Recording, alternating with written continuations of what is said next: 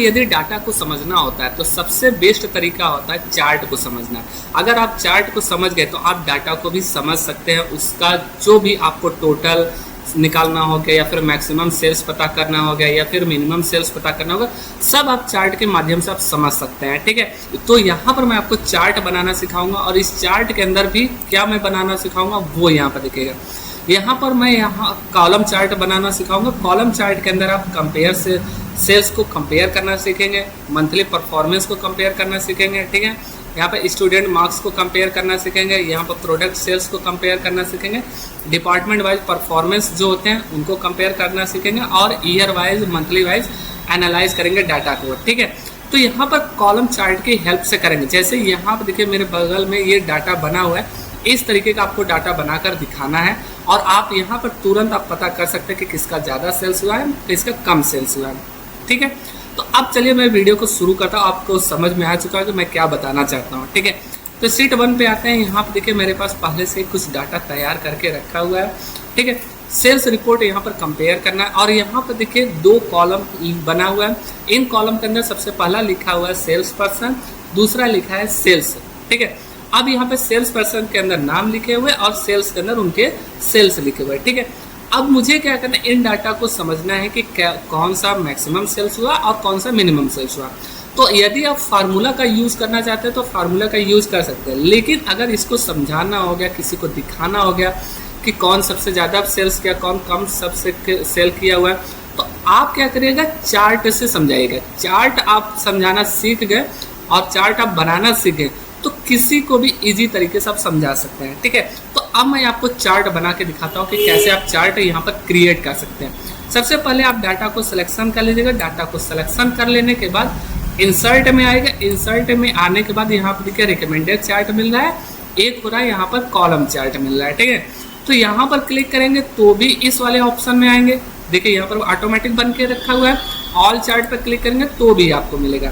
ठीक है, मैं यहाँ से कैंसिल कर रहा हूँ और आपको डायरेक्ट यहाँ पर लेकर चला हूँ इंसर्ट कॉलम और बार चार्ट में। ठीक है ना, इसके ऊपर 2D कॉलम लिखा हुआ है, 2D कॉलम के ऊपर जाना है, यहाँ पर क्लस्टर्ड कॉलम लिखा हुआ है, इसके ऊपर बस ऐसे क्लिक कर देना।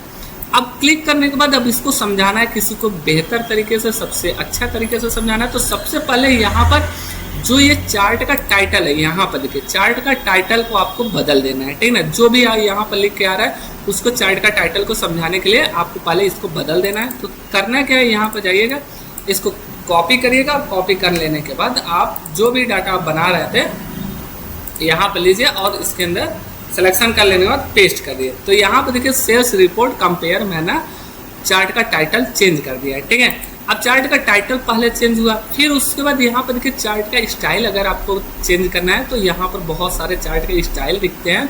आप इनको यहाँ से बढ़िया तरीके से जो भी आपको अच्छा लगे, आपको समझाना है उस तरीके से ले सकते हैं। ठीक है, फिर दूसरा क्या आता है, आपको कलर चेंज करना हो गया। ठीक है, तो यहाँ पर आइए, कलर आप चेंज कर सकते हैं। देखिए अभी इसमें ज़्यादा चेंजेस नहीं हो रहे हैं। ठीक है ना, जहाँ पर ज़्यादा चेंजेस होना चाहते हैं वहाँ पर देखिए हो गया। अब ये क्या हो गए, आपके जो ये कॉलम है, कॉलम के कलर्स चेंज हो गए।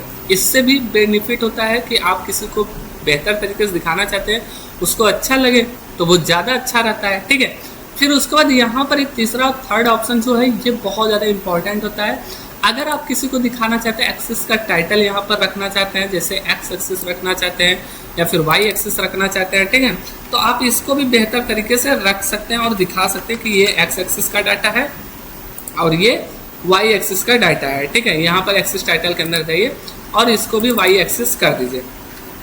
ठीक है, और फिर इसके बाद अगर आपको और भी अच्छे तरीके से, बेहतर तरीके से रिप्रेजेंट करना है तो आपको यहाँ पर नंबर्स वाला समझना है। ठीक है, तो यहाँ पर देखिए डाटा लेबल्स के अंदर जाइएगा, यहाँ पर आउटसाइड एंड करिए। जैसे ही आउटसाइड एंड करेंगे तो यहाँ पर देखिए डाटा देखिए किस तरीके से दिख रहा है। अब यहाँ पर डाटा को समझते हैं कि इसमें से सबसे हाईएस्ट सेल किसका है और मिनिमम सेल्स किसका है। ठीक है, तो ये याद रखिएगा हमेशा कि जिसका भी यहाँ पर ये जो कॉलम है सबसे हाइट में ऊंचा रहेगा, है ना, हाइट उसका ज़्यादा रहेगा, उसको यहाँ पर मैक्सिमम सेल्स मानेगा और जिसका कम रहेगा उसको मिनिमम सेल्स मानेगा। ठीक है, तो यहाँ पर देखिए 1,45,000 जो है वो किसका है, यहाँ पर देखिए इसमें दिखा रहा है 1,45,000, यहाँ पर देखिए राहुल का है।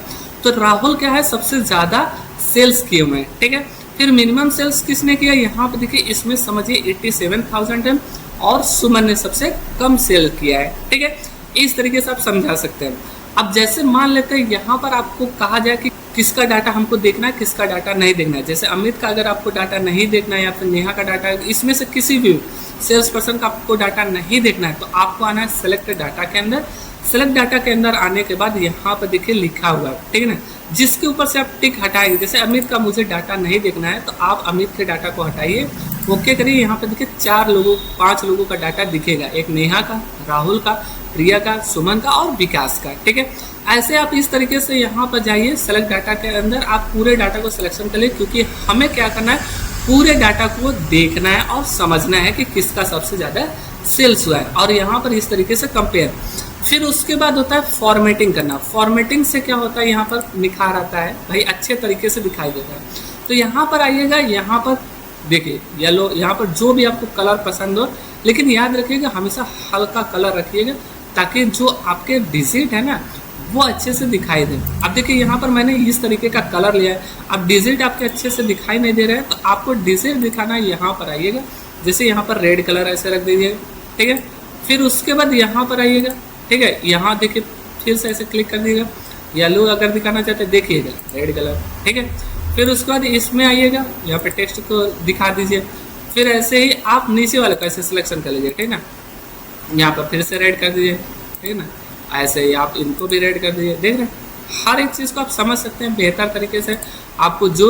और अगर आप इस तरीके से नहीं करना चाहते तो आप डायरेक्ट चार्ट डिज़ाइन के अंदर आइएगा, और यहाँ पर आप जो भी आपको अच्छा लगे डाटा यहाँ पर इस तरीके का ले लीजिएगा, ठीक है ना। आपको देखिए यहाँ पर, ठीक है, इस तरीके से आप समझा सकते हैं किसी को, ठीक है।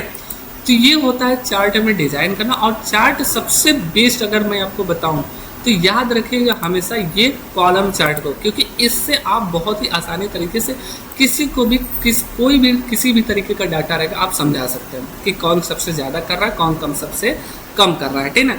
तो यहाँ पर मैंने आपको सेल्स रिपोर्ट को कंपेयर करना सिखाया। अब यहाँ पर मैं आपको देखिएगा, मैं आपके पास अलग अलग डाटा बनाया हूँ, ठीक है ना। मंथली परफॉर्मेंस का यहाँ पर सीट नंबर 3 में जाएंगे, स्टूडेंट मार्क्स को कंपेयर करना, ये है आपके लिए। देखिए यहाँ पर सीट 7 तक है, ठीक है। यहाँ पर सभी आपका डाटा दिया गया, आपको बस प्रैक्टिस करना है। और ये प्रैक्टिस फाइल आपको कहाँ से मिलेगी वो भी ध्यान में रखिएगा। सबसे पहले यहाँ पर जाएगा मेरे वेबसाइट पर, मेरे वेबसाइट पर जाने के बाद यहाँ पर आपको देखिए लास्ट में लिखा होगा यहाँ पर how to create column chart in Excel, और यहाँ पर डाउनलोड फाइल दिया गया है। आपको मेरे वेबसाइट पर जाना है और डाउनलोड कर लेना है, ठीक है। और इस तरीके से आप प्रैक्टिस कर सकते हैं, ठीक है। और यहाँ पर मैंने आपको अलग अलग तरीके का चार्ट आप बना सकते हैं और आप चार्ट को समझ सकते हैं, ठीक है। तो यह वीडियो आपको कैसा लगा कमेंट बॉक्स में जरूर बताएं। ऐसे वीडियोस को देखने के लिए आप मेरे चैनल को जरूर सब्सक्राइब कर लीजिएगा। अब मैं मिलता हूँ नेक्स्ट वीडियो में। Thanks for watching video.